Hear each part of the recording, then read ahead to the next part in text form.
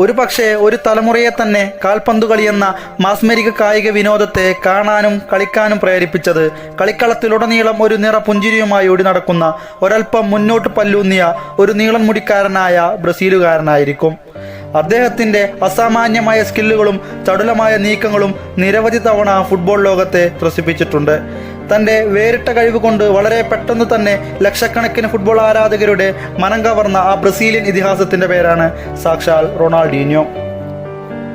അതെ, അയാൾ ഒരു മജീഷ്യനായിരുന്നു. കാൽപന്ത് കൊണ്ട് മായാജാലം കാണിക്കുന്ന ഒരു മജീഷ്യൻ. തൻ്റെ എതിരാളികൾ പോലും അദ്ദേഹത്തിൻ്റെ വേറിട്ട പന്താട്ടം കണ്ട് ഒട്ടനവധി തവണ കാഴ്ചക്കാരായി നിശ്ചലമായി നിന്നു പോയിട്ടുണ്ട്. മൈതാനത്ത് കാലിലൊട്ടിച്ച് വെച്ച വിധം പന്തുമായി എതിരാളികളുടെ ഗോൾമുഖത്തേക്ക് ഒരു ചീറ്റയെ പോലെ പാഞ്ഞെടുക്കാനുള്ള കഴിവും എതിരാളികളെ പെടുന്ന ഇരുവശത്തേക്കും വെട്ടിച്ചു മാറാനുള്ള മെയ്വഴക്കവും നിരന്തരമായി എതിരാളികളെ വീഴ്ത്തുന്ന എലാസ്റ്റിക്കോകളും നോൺ ലുക്ക് പാസുകളുമെല്ലാം ഡീനോയെ മറ്റു കളിക്കാരിൽ നിന്ന് വ്യത്യസ്തനാക്കി നിൽക്കുന്ന ഒന്നായിരുന്നു. റൊണാൾഡീഞ്ഞോ ചെറുപ്പം മുതലേ വളരെ ടാലന്റഡായ ഒരു ഫുട്ബോളറായിരുന്നു. അതുകൊണ്ട് തന്നെ ഒട്ടനവധി ക്ലബ്ബുകൾ അദ്ദേഹത്തെ സ്വന്തമാക്കാൻ കൊതിച്ചിരുന്നു. PSG-യിലെ തൻ്റെ നല്ല നാളുകൾക്ക് ശേഷം ബാർസയിലേക്കുള്ള ട്രാൻസ്ഫർ ആയിരുന്നു അദ്ദേഹത്തിൻ്റെ കരിയറിനെ തന്നെ മാറ്റിമറിച്ചത്. തൻ്റെ ബാഴ്സലോണ ജീവിതത്തിൽ കാറ്റലോണിയൻ ആരാധകർക്ക് തന്നെ എക്കാലത്തും ഓർത്തു വെക്കാനുള്ള സുവർണ സുന്ദര നിമിഷങ്ങൾ അദ്ദേഹം അവർക്ക് സമ്മാനിച്ചിരുന്നു. സത്യമെന്തെന്നാൽ ബാഴ്സയുടെ സുവർണയുഗം ആരംഭിക്കുന്നത് ഈ ബ്രസീലുകാരൻ്റെ ബാഴ്സയിലേക്കുള്ള വരവോടെയാണ്. തങ്ങളുടെ ചിരവൈരികളായ റയൽ മാഡ്രിഡ് ആരാധകർ പോലും പലതവണ ഡീനോയുടെ അൺബിലീവബിൾ മൊമെന്റുകൾ കണ്ട് അറിയാതെ നിന്ന് കൈയടിച്ചു പോയിട്ടുണ്ട്. ഗാലറിയെ തൻ്റെ കൈവെള്ളയിൽ ഒതുക്കാൻ റൊണാൾഡീഞ്ഞോയെ കഴിഞ്ഞ് മറ്റാർക്കും സാധിക്കുമായിരുന്നുള്ളൂ. ബാർസയിൽ സൈൻ ചെയ്ത തൻ്റെ ആദ്യ സീസണിൽ പോയിന്റ് പട്ടികയിൽ 6ാം സ്ഥാനത്തുള്ള തൻ്റെ ടീമിനെ 2ാം സ്ഥാനത്തേക്ക് ഉയർത്തി ഡീഞ്ഞോ വരവറിയിച്ചു. തുടർന്നുള്ള തൻ്റെ 5 സീസണുകളിൽ 2 ലാലിഗ, 1 UCL, 2 സൂപ്പർ കോപ്പ എന്നിവ തൻ്റെ ബാർസ ജീവിതത്തിൻ്റെ പുസ്തകത്താളുകളിൽ അദ്ദേഹം എഴുതി ചേർത്തു. 207 മത്സരത്തിൽ നിന്നും 94 ഗോളുകളും 69 അസിസ്റ്റുകളും അദ്ദേഹം ബാർസയ്ക്ക് വേണ്ടി സമർപ്പിച്ചു.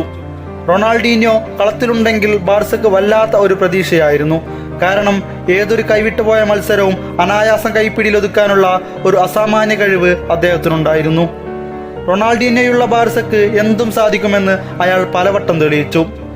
2005-2006 സീസണുകളിൽ 26 ഗോളുകളും 23 അസിസ്റ്റുകളുമാണ് ഡീഞ്ഞോ ബാർസക്കായി നേടിയത്.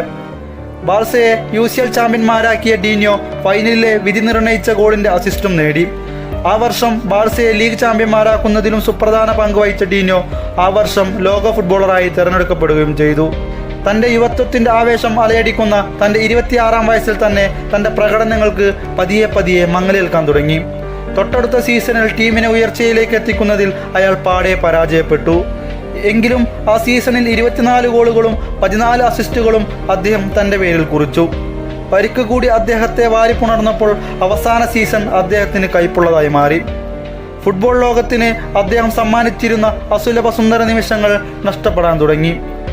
മെസ്സിയുടെ ഉദയം കണ്ട ആ സീസണിൽ തൻ്റെ ബാഡ്ജ് മെസ്സിക്ക് കൈമാറിക്കൊണ്ട് അദ്ദേഹം ബാർസയിൽ നിന്നും പടിയിറങ്ങി.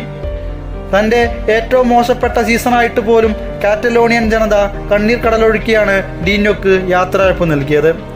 അത്രയ്ക്കും ആ ഹൃദയങ്ങളിൽ ലയിച്ചിരുന്നു അദ്ദേഹത്തിൻ്റെ ചെറുപുഞ്ചിരിയും കൽപന്ത് കൊണ്ടുള്ള അസാമാന്യ പ്രകടനങ്ങളും. സ്പോർട്സ് അപ്ഡേറ്റ്സിൻ്റെ മറ്റൊരു വീഡിയോയുമായി നമുക്ക് വീണ്ടും കാണാം. വീഡിയോ ഇഷ്ടപ്പെട്ടാൽ ലൈക്ക് ചെയ്യുക, ഷെയർ ചെയ്യുക, ചാനൽ സബ്സ്ക്രൈബ് ചെയ്യുക.